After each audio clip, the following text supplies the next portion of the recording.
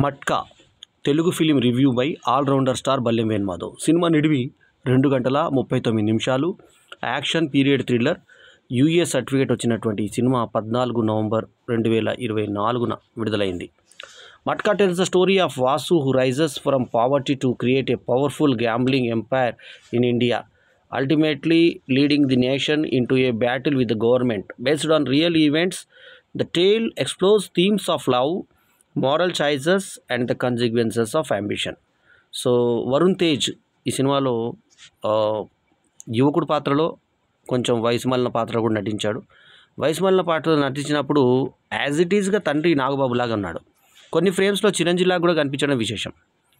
మీనాక్షి చౌదరి మరి ఈ మధ్యలో మన లక్కీ భాస్కర్ దగ్గర నుంచి ఎన్ని సినిమాలు చూసుకున్నా ఈ మధ్య ఏ సినిమా చూసినా మీనాక్షి చౌదరి కనబడుతుంది. ఈ సినిమా కూడా ఆమెకు అద్భుతమైన పాత్ర దొరికింది. అట్లాగే నోరా ఫతేహి ఒక చిన్న షాట్లో ఇక్కడ గీత కనబడుతుంది, మంచి పర్ఫార్మెన్స్ చూపించింది. అట్లాగే కిషోర్ కుమార్ అతను విగ్గు అది వేసి చాలా డిఫరెంట్గా కనిపించే ప్రయత్నం చేశాడు. నవీన్ చంద్ర ఇతను ఫస్ట్ కథ చెప్తున్నప్పుడు పేపర్ చూసి చదువుతున్నట్టుగా ఉంది. అంటే మనకు వెనక నుంచి ప్రాంప్ట్ చెప్తున్నప్పుడు ఎలా ఉంటుంది అలా. అంటే డైలాగ్ ఉదాహరణకు వాసు వెళ్ళి వచ్చి కలిశాడు, వాసు వెళ్ళి వచ్చి కలిశాడు, వాసు వెళ్ళి వచ్చి కలిశాడు అని చెప్పాడు డైలాగ్. వాసు పాస్, వెళ్ళి పాస్, వచ్చి పాస్, కలిశాడు. అది ఏం ప్రొనౌన్సియేషన్ అది. కరుణకుమార్ లాంటి గొప్ప డైరెక్టర్ సినిమాలో అది ఊహించలేము. కానీ తర్వాత మళ్ళీ సినిమా కథనంలో వచ్చినప్పుడు సన్నివేశాల్లో వచ్చినప్పుడు మాత్రం డైలాగ్ డెలివరీ అంతా కరెక్ట్గా ఉంది. కథ చెప్పేటప్పుడు మాత్రం కరెక్ట్గా లేదు అది.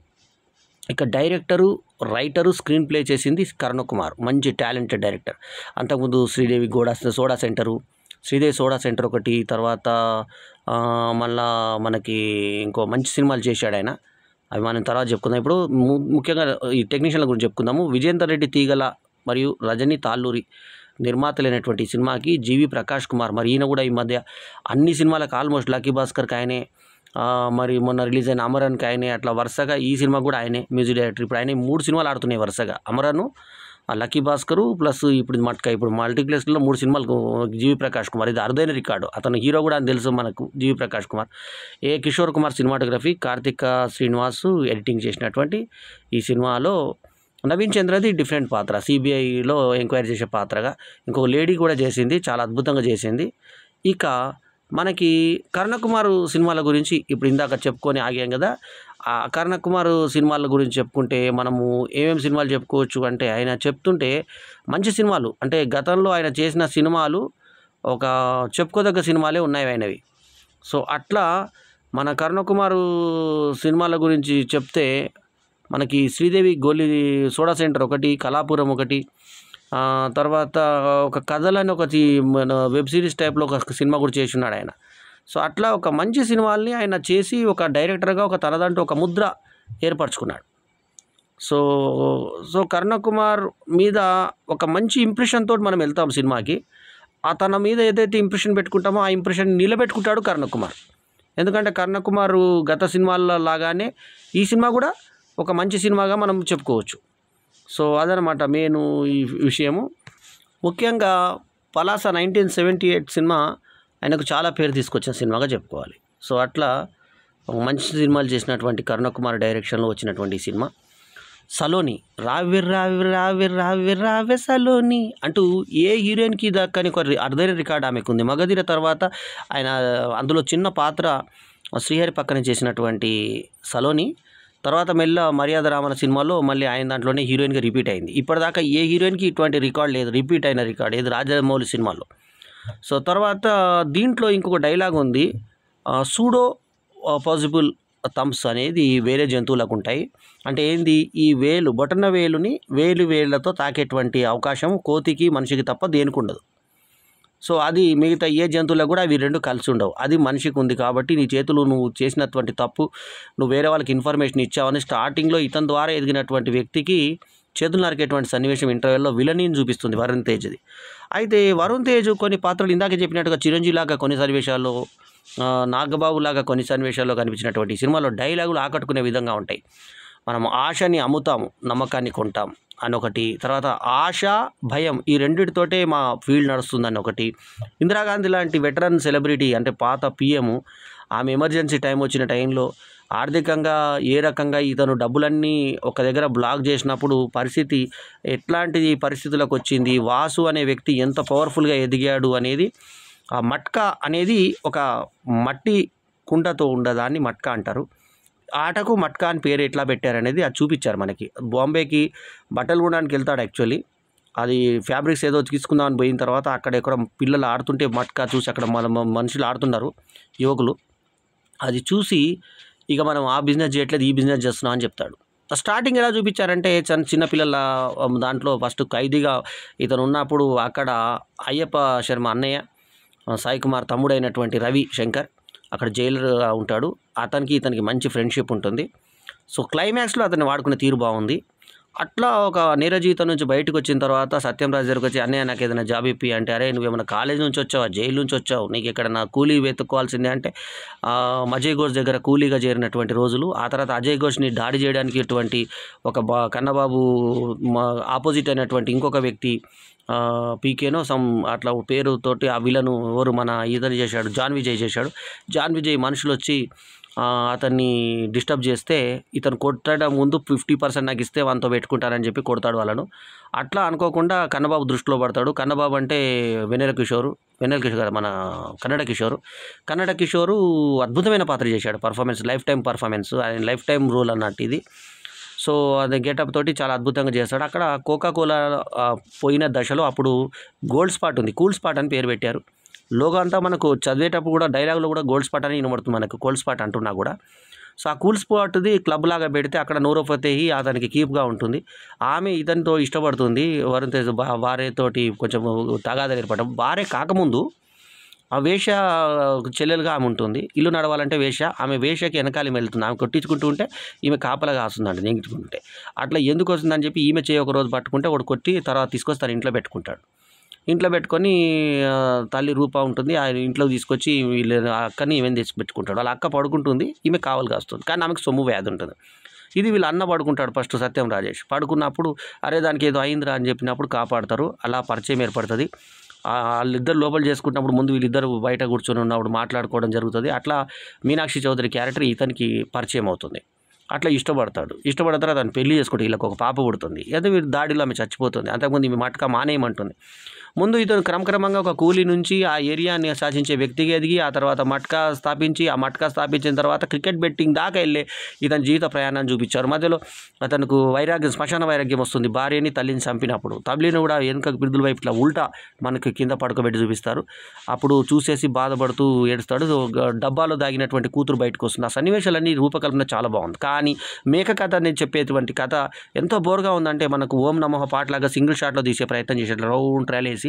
కానీ అది ఆకట్టుకోదు. నాకు చిన్నపిల్ల చెప్పిన కథ సలోని చూసి ఏడుస్తుంది, కానీ మనకు నవ్వు వస్తుంది ఆ కథ చెప్తుంటే. అవి కొన్ని ఫెయిల్ అయ్యాయి కొన్ని ప్రయత్నాలు.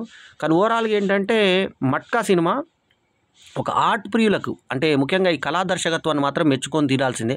మనకు 1972లో నేను పుట్టాను. నేను పుట్టకముందు 10 ఏళ్ల కింద జరిగిన కథగా స్టార్ట్ చేసి 1969, 75, 73, 75 ఇలా మళ్ళీ ఇయర్స్ చేసుకుంటూ చూపిస్తారు. అప్పుడు ఇందిరాగాంధీ కూడా పరిశాన్ అయిపోయి డబ్బులన్నీ ఎకానమీ డబ్బులు 50% అంతా వైజాగ్లోనే ఉన్నాయి. ఎందుకంటే అప్పుడు వైజాగ్ని విశాఖపట్నం అనే పేరు పెట్టారు. ఆ పట్నం కూడా కాదు, పటం అది ఇంగ్లీష్లో కూడా అలాగే విశాఖపట్నం అనే చూపిస్తారు మనకి. పొరపాటున రాశారేమో అనుకున్నాను, తర్వాత అర్థమైంది అది చరిత్రలో అప్పుడు పట్టం అనే పిలిచారని. సో దాని ప్రకారంగా అప్పటి ఉన్న స్థితిగతులు ఏంటి, ఆ తర్వాత కూల్ స్పాటు, కోకాకోలా లేకపోవడము, తర్వాత చేతులు థంబ్స్, మనకు మానవులకు ఈ థంబ్స్ ఎంత ఇంపార్టెంటో చెప్పేయడం విషయము, ఆశ, నమ్మకము ఇలాంటివి. ఆ వ్యాపారానికి ఏ రకంగా ఎదిగాడు, ఆ తర్వాత జైల్లో దెబ్బలు తిన్నటువంటి ఇతన్ని తీసుకెళ్ళి బయటకు వెళ్ళిన తర్వాత కన్నబాబు సపోర్ట్ ఏ రకంగా దొరికింది, అతను ఎంపీగా ఏ రకంగా అయ్యాడు, అతని కేసులు వచ్చిన తర్వాత మట్కా డబ్బంతా అతని దగ్గర ఎలా దాచాడు, అవన్నీ తెలిసిన తర్వాత నేను ఇప్పుడు మోసం చేయలేదు నిన్నని చెప్పేసి నేను చంపనని చెప్పి చేతి కిందతో చంపించడం, ఇవన్నీ కూడా బాగుంటాయి, కీలకంగా ఉంటాయి.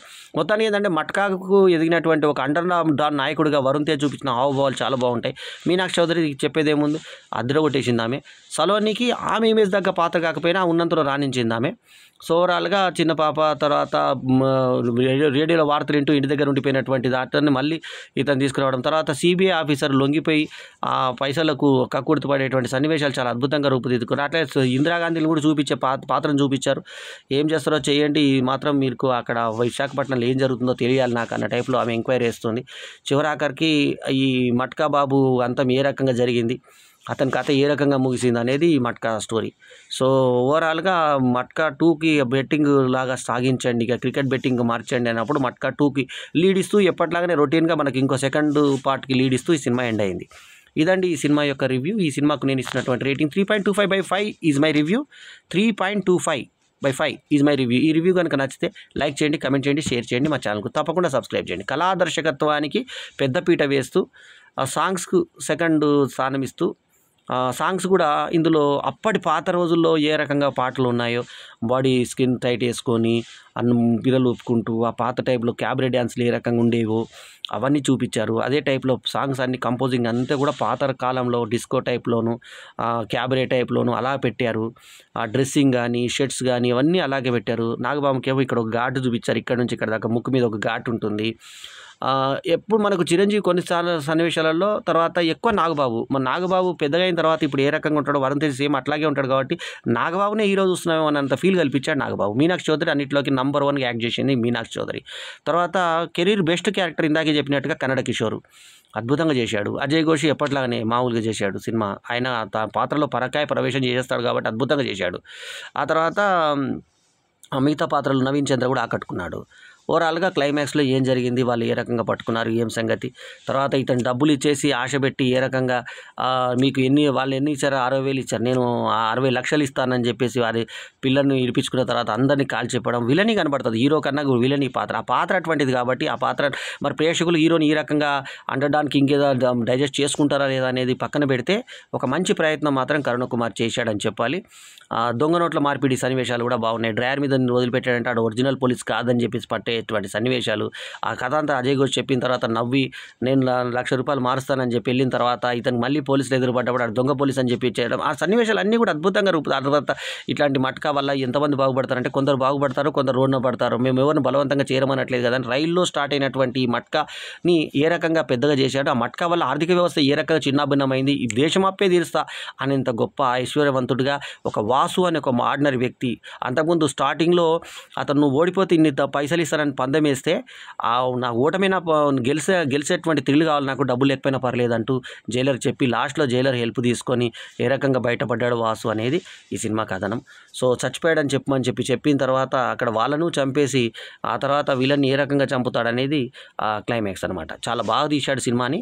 So 3.25/5 is my review rating. ఈ రివ్యూ కనుక మీకు నచ్చితే లైక్ చేయండి, కమెంట్ చేయండి, షేర్ చేయండి, మా ఛానల్కు తప్పకుండా సబ్స్క్రైబ్ చేయండి. ఎల్లప్పుడూ మీ ఆదరాభిమానాలు ఆశించే మీ ఆల్రౌండర్ స్టార్ బల్లెం వేణుమాధవ్. నమస్తే, జై హింద్.